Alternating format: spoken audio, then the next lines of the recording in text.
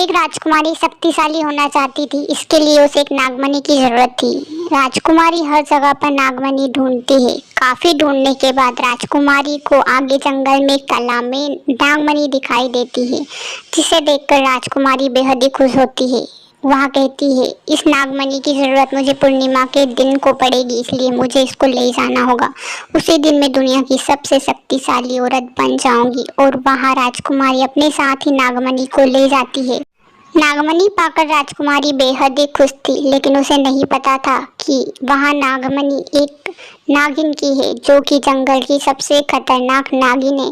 जैसे ही नागिन नागमणि को ढूंढती है, उसे नागमणि कहीं पर भी दिखाई नहीं देती है, जिसकी वजह से नागिन काफ़ी परेशान हो जाती है।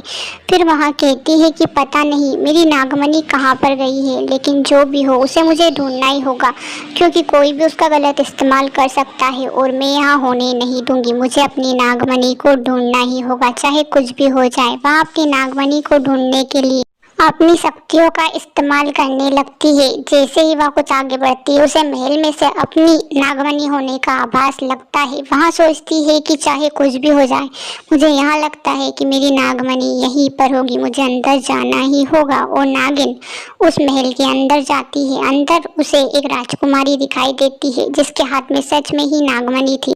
नागरानी कुछ देर तो उसको देखती है और फिर उसे समझाती है कि यह नागमणि मेरी हो और तुम इसका गलत इस्तेमाल नहीं कर सकती, इसलिए मैं कहती हूँ कि तुम मुझे यह नागमणि दे दो। राजकुमारी डर जाती है कि कहीं नागिन उससे नागमणि छुड़ा ना ले, इसलिए वह उसकी शक्तियों का इस्तेमाल करके वहाँ से गायब हो जाती है। लेकिन नागिन भी उससे कम नहीं थी, उसके पास भी काफ़ी शक्तियाँ थी।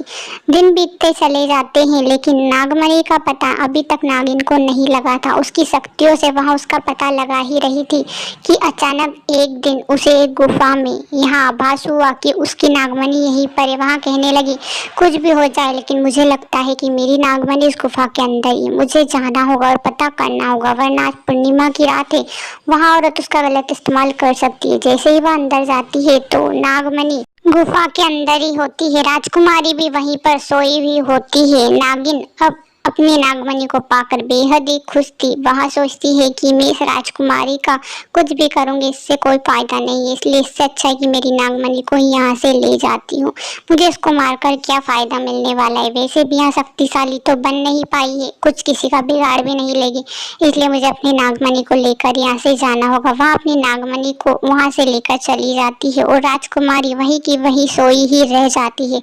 पूर्णिमा की रात ढल जाती है, लेकिन राजकुमारी एक शक्तिशाली औरत नहीं बन पाती है। लाखों वर्षों बाद यहाँ रात आई थी और इसको उस राजकुमारी ने गवा दिया था। वहाँ वैसी की वैसी ही रह जाती है। कहानी पसंद आई तो चैनल को सब्सक्राइब करके वीडियो को लाइक जरूर से कर देना।